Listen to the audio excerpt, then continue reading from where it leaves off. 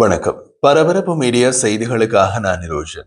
Ukraine ஜனாதிபதி Volodymyr Zelensky அமெரிக்க ஜனாதிபதி Donald ட்ரம்பை சந்திக்க இன்று திங்கட்கிழமை வெள்ளை மாளிகைக்கு பயணம் செய்ய உள்ள நிலையில் பல ஐரோப்பிய தலைவர்கள் அவருடன் இணைந்து வெள்ளை மாளிகைக்கு செல்ல உள்ளனர். பரபரப்பு மீடியா யூடியூப் சேனலில் நாம் நேற்று வெளியிட்ட காணொலியில் திங்கட்கிழமை ஓவல் அலுவலகத்தில் உக்ரைன் ஜனாதிபதி வோலோடிமிர் செலன்ஸ்கியுடன் ஜனாதிபதி டொனால்ட் ட்ரம்ப் நடத்தும் சந்திப்புக்கு பல ஐரோப்பிய தலைவர்கள் அழைக்கப்பட்டுள்ளனர் என்று வெள்ளை மாளிகை அதிகாரி ஒருவர் CNN தொலைக்காட்சியிடம் கூறினார் என்றும் இறுதியில் எந்த ஐரோப்பிய தலைவர்கள் கலந்து கொள்வார்கள் என்பது தெளிவாக தெரியவில்லை என்றும் குறிப்பிட்டிருந்தோம். ஐரோப்பாவிலிருந்து குறைந்தபட்சம் ஒரு தலைவராவது திங்கட்கிழமை பேச்சுவார்த்தையில் சேருவார் என்று ஐரோப்பிய அதிகாரிகள் எதிர்பார்க்கிறார்கள் என்று CNN முன்பு செய்தி வெளியிட்டது. உக்ரைன் ஜனாதிபதி வோலோடிமிர் செலன்ஸ்கி ஞாயிற்றுக்கிழமை பிரசல்ஸில் ஐரோப்பிய ஆணைய தலைவர் உர்சுலா வான் டெர் லெயனுடன் சந்திப்புக்கு பின்னர் கருத்து தெரிவித்த போது ரஷ்யாவின் நடவடிக்கைகள் ஐரோப்பிய எதிர்ப்புடன் உள்ளது. உக்ரைனில் மாஸ்கோவின் முழுமையான போரை நிறுத்துவதற்கு ஐரோப்பா கண்டம் மேலும் பேச்சுவார்த்தைகளில் ஒன்றுபட வேண்டும் என்று கூறினார். செலன்ஸ்கி மற்றும் ட்ரம்ப் இருவருக்கும் இடையிலான சந்திப்பு இன்று திங்கட்கிழமை திட்டமிடப்பட்டுள்ளது. வாஷிங்டனில் அமெரிக்க ஜனாதிபதி டொனால்ட் ட்ரம்புடன் செலன்ஸ்கி நடத்த போகும் பேச்சுவார்த்தைகளில் தாமும் இணைய போவதாக பல ஐரோப்பிய தலைவர்கள் ஞாயிற்றுக்கிழமை முழுவதும் அறிவித்துக் கொண்டிருந்தனர். 2022ஆம் ஆண்டு முழு அளவிலான போர் தொடங்கிய போது ஐரோப்பா ஆரம்பத்தில் இருந்ததை போலவே எப்போதும் ஒற்றுமையாக இருப்பது மிகவும் முக்கியம் என்று உக்ரைன் தலைவர் வான் டெர் லெயனுடன் ஒரு கூட்டு செய்தியாளர் கூட்டத்தில் கூறினார். அவர் மேலும் கூறிய போது, முதலில் நாம் உக்ரைனில் புட்டினின் கொலைகளை நிறுத்த வேண்டும். புட்டின் கொலையை நிறுத்த விரும்பவில்லை, ஆனால் அவர் அதை செய்ய வேண்டும் என்று செலன்ஸ்கி தெரிவித்தார். உக்ரைனில் ரஷ்யாவின் போரை முடிவுக்கு கொண்டு வருவதற்கான இறுதி ஒப்பந்தத்தில் பணியாற்ற தொடங்க போர் நிறுத்தம் அவசியம் என்று கூறினார். போரை நிறுத்துவதற்கு புட்டினிடம் பல கோரிக்கைகள் உள்ளன, ஆனால் அவை அனைத்தும் எங்களுக்கு தெரியாது. உண்மையில் நாம் கேள்விப்பட்ட அளவுக்கு அதிகமானவை இருந்தால் அவை அனைத்தையும் நிறைவேற்ற நேரம் எடுக்கும். ஆயுதங்களின் அழுத்தங்களின் கீழ் இதை செய்வது சாத்தியமற்றது. இது வாஷிங்டனில் விவாதிக்கப்படும் என்று செலன்ஸ்கி கூறினார். இந்த முறை உக்ரைன் ஜனாதிபதி வோலோடிமிர் செலன்ஸ்கி ஓவல் அலுவலகத்திற்கு வரும்போது அவர் பெரிய தலைவர் படையின் துணையுடன் செல்வார். பேச்சுவார்த்தை மேசையில் ஒரு சாத்தியமான தற்காப்பு நடவடிக்கையில் உக்ரைன் தப்பி பிழைப்பதை உறுதி செய்வதற்காக ஐரோப்பிய பிரதமர்கள் மற்றும் ஜனாதிபதிகள் திங்கட்கிழமை வாஷிங்டனுக்கு பறக்கின்றனர். ஐரோப்பிய கூட்டணி பலமாக வெளிப்படுவதை உறுதி செய்யவும் அவர்கள் வெள்ளை மாளிகையில் செலன்ஸ்கியுடன் அமர்ந்திருப்பார்கள். நிலம் அல்லது பாதுகாப்பு உத்தரவாதங்கள் குறித்து பேச்சுவார்த்தைகள் நடத்துவதற்கு முன்பு போர் நிறுத்தத்தை அடைவது என்ற கொள்கையில் தான் ட்ரம்பும் ஆரம்பத்தில் இருந்தார். அதை அவர் வெளிப்படையாக அறிவித்தும் இருந்தார். ஆனால் வெள்ளிக்கிழமை அலாஸ்காவில் புட்டினை சந்தித்த பின் ஜனாதிபதி ட்ரம்ப் தனது நிலைப்பாட்டை தலைகீழாக மாற்றியது ஐரோப்பிய தலைவர்களில் பலரை அதிர்ச்சிக்குள்ளாக்கியது. மேலும் ட்ரம்ப் மீண்டும் ஜனாதிபதி விளாடிமிர் புட்டினால் ஈர்க்கப்பட்டாரா என்று யோசிக்கிறார். பெரும்பாலான ஐரோப்பிய அதிகாரிகளின் கூற்றுப்படி ட்ரம்ப் ரஷ்ய பக்கத்திற்கு மிக நெருக்கமாக செல்லவில்லை என்பதையும் இறுதியில் உக்ரைனின் நலனுக்கு ஒரு ஒப்பந்தத்தை பரிந்துரைப்பார் என்பதையும் ஐரோப்பிய தலைவர்கள் உறுதிப்படுத்த விரும்புகிறார்கள். மேலும் 1949ஆம் ஆண்டு உருவாக்கப்பட்டதிலிருந்து நேட்டோ மற்றும் ஐரோப்பிய பாதுகாப்பின் முக்கிய புள்ளியான அமெரிக்கா அந்த பாதுகாப்பு நலன்களை கைவிடும் அபாயத்திலிருந்து அவர்கள் பாதுகாக்க விரும்புகிறார்கள்.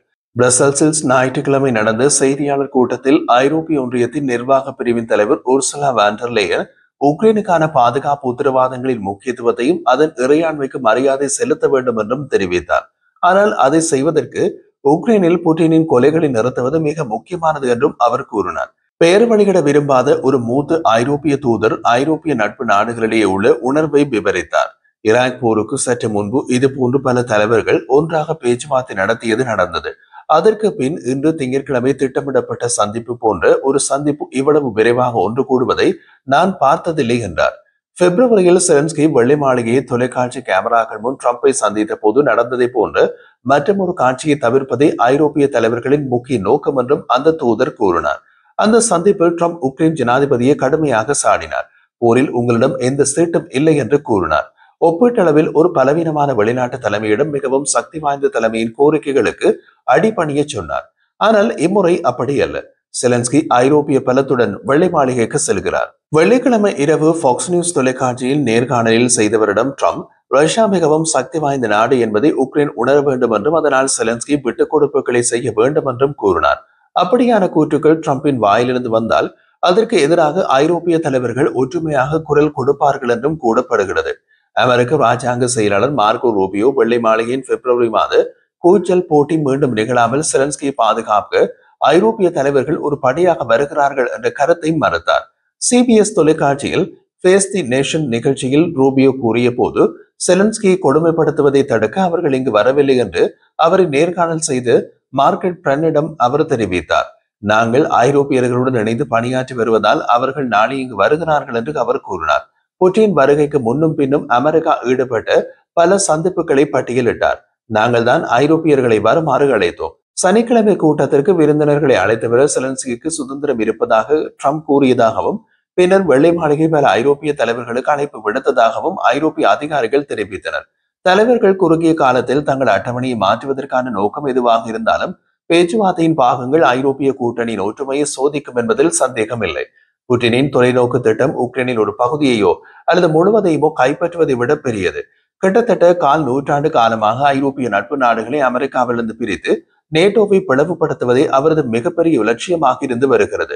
கடந்த 3 ஆண்டுகளாக நீடித்து வந்த போரை முடிவுக்கு கொண்டு வருவதற்கான ட்ரம்பின் உக்தியை திடீரென்று மாற்றி அமைத்ததை தடுக்க ஐரோப்பாவும் உக்ரைனும் போராடி வரும் நிலையில் புட்டினுக்கு தனது கனவை நனவாக்க ஒரு புதிய வாய்ப்பு கிடைத்துள்ளது. அமெரிக்காவும் அதன் ஐரோப்பிய நட்பு நாடுகளும் உக்ரைன் போர் விஷயத்தில் இப்போது வெவ்வேறு பேச்சுவார்த்தைகள் உக்திகளை பின்பற்றி வருவதாக தெரிகின்றது. ஐரோப்பாவுக்கும் அமெரிக்காவுக்கும் இடையே கருத்து வேறுபாடுகள் ட்ரம்ப் ஆட்சிக்கு வந்த நாளில் இருந்தே உருவாகி வருகின்றன. ஆனால் புட்டின் சந்திப்புக்கு முன்பு சில வாரங்களில் அவை வெளிப்படையாக தெரிந்தன. உக்ரைன் போருக்கான அமெரிக்க நிதியுதவி முடிந்தது என்று அமெரிக்க துணை ஜனாதிபதி ஜேடி வான்ஸ் ஒரு வாரத்திற்கு முன்பு கூறியிருந்தார்.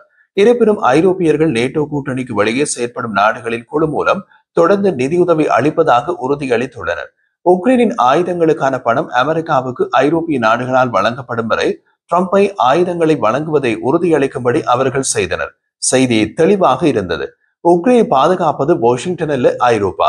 ட்ரம்ப் நிர்வாகம் ஒரு லாப நோக்குள்ள ஆயுத சப்ளையராக பணியாற்றுவதில் மகிழ்ச்சி அடைகின்றது. ஆனால் உக்ரைனை பாதுகாக்க எந்த பொறுப்பையும் ஏற்பதாக காணப்படவில்லை. அப்படியான சூழ்நிலையில் ட்ரம்பின் வழிநடத்தல்களில் சமாதான ஒப்பந்தம் ஏற்படுவதை ஐரோப்பிய தலைவர்கள் விரும்பவில்லை. அது ஆங்கரேஜில் புட்டின் பயன்படுத்திக் கொள்ள முயன்ற ஒரு ஆப்பு. அதை அவர் திறமையாக செய்தார். ட்ரம்ப் ஏற்கனவே புட்டினின் பல கருத்துக்களையும் ஏற்றுக்கொண்டுள்ளார். புட்டினை நேரில் சந்திப்பதற்கு முன்பே நேட்டோவில் சேருவதற்கான உக்ரைனின் விண்ணப்பம் நீண்ட காலமாக நிறுத்தி வைக்கப்படும் என்று அவர் புட்டினுக்கு உறுதியளித்தார். இதே நிலைப்பாட்டை ஜோ பைடனும் எடுத்தார். பல்வேறு தருணங்களில் நேட்டோ மற்றும் ஐரோப்பிய ஒன்றியத்தின் உறுப்பினர் பதவிக்கும் விண்ணப்பிப்பதன் மூலம் உக்ரைன் படியெடுப்பை அளித்ததாக ஜோ பைடன் சூசகமாக கூறினார். 2009 முதல் 2013 ஆண்டு வரை நேட்டோவின் உச்ச தளபதியாக பணியாற்றிய ஓய்வு பெற்ற கடற்படை தளபதி அட்மிரல் ஜேம்ஸ் ஜி ஸ்டாவ்ரிடிஸ் கூறிய போது நேட்டோ கூட்டணிக்கு ஆபத்தான தருணத்தில் இருக்கிறோம் என்று கூறினார். ஜனவரியில் ட்ரம்ப் மீண்டும் ஆட்சிக்கு வந்த பின்னர் ஐரோப்பிய தலைவர்கள் தவிர்க்க முயற்சித்த பிளவு இதுதான். நேட்டோவின் புதிய பொதுச் செயலாளர் மார்க் ரூட்டே நெதர்லாந்தின் முன்னாள் பிரதமர். அவர் ட்ரம்புடன் அமைதியான சந்திப்புகளுக்காக அடிக்கடி வாஷிங்டனுக்கு சென்றார். ட்ரம்ப் தமது முதல் பதவி காலத்தில் காலாவதியான கூட்டணி என்று அழைத்த நேட்டோவிலிருந்து அமெரிக்காவை விலக்கிக் கொள்ளும் விளிம்புக்கு சென்ற போது அதை தவிர்க்க மார்க் ரூட்டே கடுமையாக செயல்பட்டார். ஜூன் மாதம் நடந்த நேட்டோ உச்சி மாநாட்டில் கூட்டணியில் கிட்டத்தட்ட அனைத்து உறுப்பினர்களும் பாதுகாப்புக்காக மொத்த உள்நாட்டு உற்பத்தியில் 5% செலவிட உறுதியளிப்பதை வடிவமைக்க ரூட்டே உதவினார். இது ட்ரம்புக்கு ஆரம்ப கால வெற்றியை கொடுத்தது. மேலும் ஒரு தசாப்தம் தாமதமாக இருந்தாலும் ஐரோப்பா தனது சொந்த பாதுகாப்புக்கான பொறுப்பை ஏற்றுக்கொள்வதில் தீவிரமாக உள்ளது என்பதை காட்டியது. பின்னர் ஐரோப்பிய தலைவர்கள் உக்ரைனுக்கும் அமெரிக்க ஆயுதங்களை வாங்கும் திட்டத்தை வடிவமைத்தனர். ஜனாதிபதி ட்ரம்ப் அதை அங்கீகரித்தார். அமெரிக்கா உக்ரைனின் ஆயுத சப்ளையராக இருக்க முடியும், அதனால் அமெரிக்க வரி செலுத்துவோருக்கு எந்த செலவும் இல்லை என்று ட்ரம்ப் அமெரிக்கர்களுக்கு தெரிவித்தார். சில வாரங்களுக்கு முன்பு ரஷ்ய தாக்குதல்கள் உக்ரைனின் பொதுமக்களை கொல்வதை தொடர்ந்து ட்ரம்ப் புட்டினை கடுமையாக சாடிய போது இந்த உக்தி பலனளிப்பதாக தோன்றியது. அவர் புட்டினுக்கு ஒரு காலக்கெடுவை நிர்ணயித்தார். மேலும் ரஷ்யாவிலிருந்து எண்ணெய் வாங்கும் நாடுகள் மீது 2ஆம் நிலை வரிகளை விதிப்பதாக அச்சுறுத்தினார். ஆனால் அதை ரஷ்யாவிலிருந்து எண்ணெய் வாங்கும் அனைத்து நாடுகள் மீது விதிக்காமல் இந்தியா மீது 2ஆம் நிலை வரிகளை விதிப்பதுடன் நிறுத்திக் கொண்டார். கடந்த புதன்கிழமை ஐரோப்பிய தலைவர்கள் ட்ரம்புடன் தொலைபேசியில் பேசினார்கள். மேலும் அமைதி பேச்சுவார்த்தைக்கு முன்னதாக போர் நிறுத்தம் ஏற்பட வேண்டும் என்பதில் உறுதியாக இருப்பதாக ட்ரம்ப் ஒப்புக்கொண்டுள்ளார். ஆனால் அந்த இணக்கம்தான் அலாஸ்காவில் வெடித்தது. ரஷ்யாவுக்கும் உக்ரைனுக்கும் இடையிலான கொடூரமான போரை முடிவுக்கு கொண்டு வருவதற்கான சிறந்த வழி நேரடியாக ஒரு சமாதான ஒப்பந்தத்திற்கு செல்வதுதான் என்பது அனைவராலும் தீர்மானிக்கப்பட்டது என்று ட்ரம்ப் சனிக்கிழமை அதிகாலை தனது சமூக ஊடக தளத்தில் எழுதினார். அப்படி ஒரு தீர்மானத்தை ஐரோப்பாவில் யாரும் செய்யவில்லை என்று ஐரோப்பிய தலைவர்கள் உடனே பதிலடி கொடுத்தார்கள். கொல்லப்பட்ட ரஷ்யர்களின் எண்ணிக்கை உயர்ந்து கொண்டே போனாலும் போரில் தொடர்ந்து இருக்க புட்டின் உறுதியுடன் ட்ரம்பின் தவறுகள் வேறுபடுகின்றன. 2023 ஆண்டின் பிற்பகுதியில் புட்டின் நமது இலக்குகள் அடையும் போதுதான் உக்ரைனில் அமைதி வரும் என்று அறிவித்தார். புட்டினுக்கு போர் நிறுத்தத்தில் ஆர்வம் இல்லை. வெளிப்படையாக சொன்னால் இந்த முயற்சியில் எத்தனை ரஷ்ய துருப்புக்கள் இறக்கிறார்கள் என்பது பற்றி அவர்கள் அதிகம் கவலைப்படுவதாக தெரியவில்லை என்று ரூபியோ கூறினார். இது ஒரு இறைச்சி சாணை, மேலும் அவர்களிடம் அரைக்க அதிக இறைச்சி உள்ளது என்றும் கூறினார். அந்த உண்மை சமாதான உடன்படிக்கைக்கு நேரம் சரியாக இல்லை என்பதை குறிக்கிறது. அதனால் ஐரோப்பிய மற்றும் அமெரிக்க அதிகாரிகள் இன்று திங்கட்கிழமை வெள்ளை மாளிகையில் கூடும் போது எல்லைகளை விட அதிகமாக விவாதிக்க வேண்டி இருக்கும். உக்ரைனுக்கான பாதுகாப்பு உத்தரவாதங்களுக்காக ட்ரம்பை அழைத்து வர ஐரோப்பியர்கள் ஒரு வழியை கண்டுபிடிக்க வேண்டும். இது புட்டின் சில ஆண்டுகளில் போரை மீண்டும் தொடங்குவதை தடுக்கும் ஒரு முழுமையான அமைதி காக்கும் படையாக இருக்கலாம். வெள்ளிக்கிழமை இரவு ஐரோப்பிய தலைவர்களுடனான தனது தொலைபேசி உரையாடலில் ட்ரம்ப் முதல் தடவையாக அந்த முயற்சியில் சேர தயாராக இருப்பதாக கூறினார். ஆனால் ட்ரம்ப் ஒருபோதும் தமது வார்த்தையை காப்பாற்றும் நபராக இருந்ததில்லை.